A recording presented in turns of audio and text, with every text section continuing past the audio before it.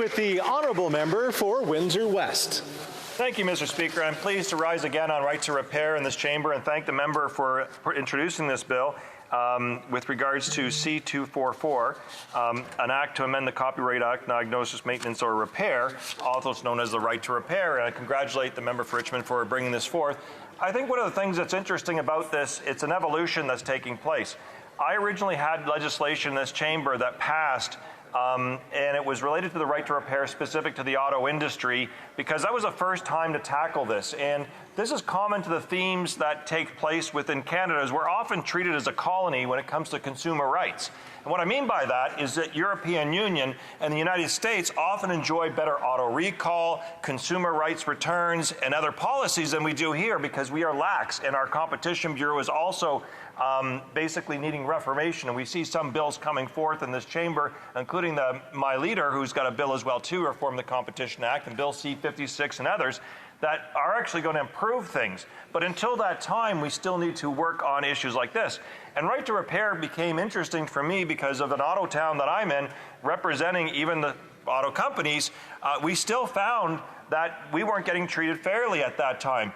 And Windsor, Ontario, across from us is Detroit, Michigan, and that's only a 2-mile or 2.5-kilometer distance across the border. But what was interesting is in Windsor, I couldn't get my minivan fixed for an aftermarket at the time, where I could drive it over the border and get it fixed in an aftermarket in Detroit, Michigan, because the Environmental Protection Act and other right to repair legislation protected them much better than our Canadian system. So what I did is I went across this country. I went all the way across the country, back and forth a few times, and worked with a number of different people.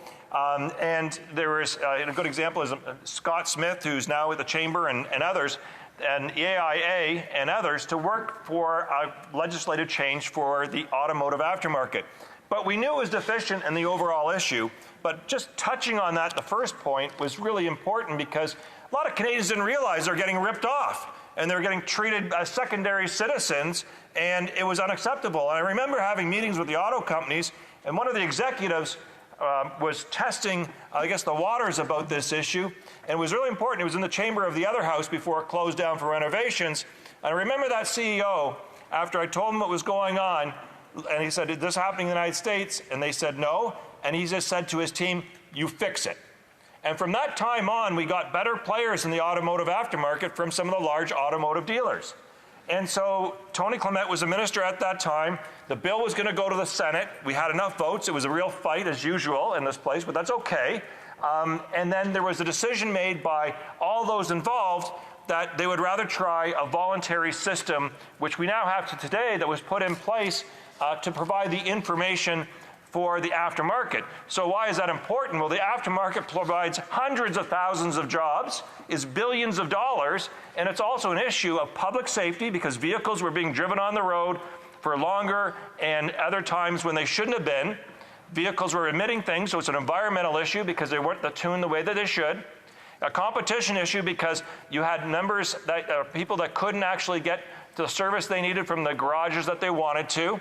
And also a fairness issue because you had people working in those establishments that were trained, and in those places, often some of the more marginalized workers in the industry that were going to lose their job, not because they weren't qualified, not because they didn't do all the things that were necessary, just because the industry and greed spoke louder than that of the people at that time.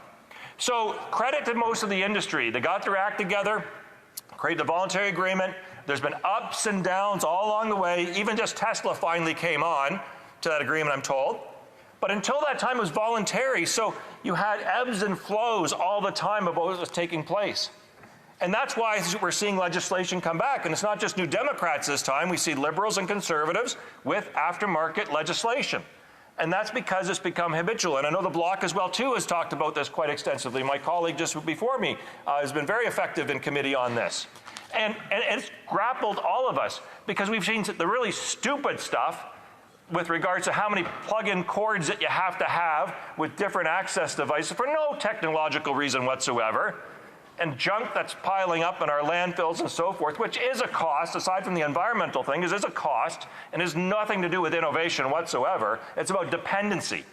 And that's what was some of the things that were taking place. So the aftermarket, to fix the different problems that we're talking about here, aren't about taking shortcuts. The people and the information needs to be provided to those people will be done with terms and conditions that will be legislated, but also will be followed through. So when my bill went through, we weren't asking for, shortcuts or intervention. We were asking for the proper training to be made available.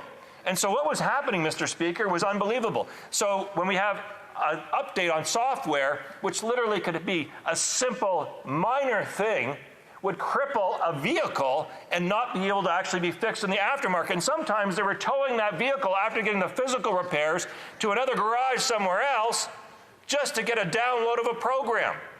Makes no sense for anything. Doesn't make sense for the environment, doesn't make sense for public safety, doesn't make sense for competition, and it hurts some of the men and women who were in those shops doing the right things. And they're not asking, again, for this information to free. They want a system in place so you can buy the equipment, you can get the downloads necessary and pay for them, and you can service your customers in a reasonable way. So there's many different ways the voluntary agreement has fallen basically at the edge of the precipice of being ineffective, is because you can have intentional issues where there's some companies don't want to provide that information in a reasonable time, playing some games if they want. It could not even be that. It could just be that it's not the top of their priority because they want to do something else. And why this is dangerous, Mr. Speaker, is because if you look at the auto sector, in particular, rural and other areas, we couldn't just with dealerships service all our vehicles. We would cripple our economy, because if we lose the aftermarket for the auto sector, then we are going to lose our capabilities to be effectively moving in transportation. And it's changing with the electrification of vehicles. And so the problem with my bill was something that we knew, because it did involve heavy equipment, farm equipment, and other things like that. We knew that because we had to at least touch this and bring awareness that wasn't there.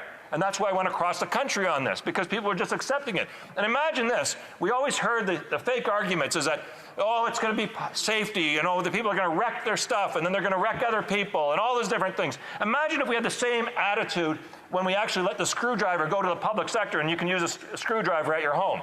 That we could never use a wrench at home, we never use a hammer at home because it was too dangerous. It's outrageous. We've been fixing vehicles, cars, electronic equipment, a number of different things as we've moved from manual to electric to all the different things with technology and computers and so forth now. That has been the normal process for consumers to actually be having existence with the devices that they have. But what's been happening and changing is building in the obstacles. So you build in the obstacles because what you do, create some type of a device where you need a special tool for that. Create some type of system in place where you can't get to that fixing moment because there's an impediment to technology to do an update on a simple update on the software. So the bill here, C-244, is also married with, in many respects, so my bill, C-231, enactment the Competition Act for vehicle repair, and there are some problems with the bill. It doesn't go far enough in terms of the tribunal and a few other elements, but it's a bill in the right way to go the right direction. I'd like to see it amended. I hope the Senate takes a look at more of this possibilities that we have, but we are just simply not keeping up with the rest of the world when it comes to aftermarket connections with people. And there is pressure, and it's mounting, and look at what we just seen with Apple. They're finally going to make a more standardized version of their cords, which they didn't even have in their own products. Outrageous. So now they're going to move to that. You know why? The European Union's moving towards forcing these things. And these are the reasons why, Mr. Speaker, I'll be supporting this bill. New Democrats have been supporting the right to repair. As much as it is a consumer issue, environmental issue, it's also a social justice issue because many people have spent their time and their money to be educated in the aftermarket, to have careers, to provide resources for their families. And that's being denied that opportunity, not by choice, not by their deficiency of skills, but by greed, by large corporations that want to protect it for pure profit at the expense of everyone else. And that balance has to be restored, and that's why this is a good bill, Mr. Speaker.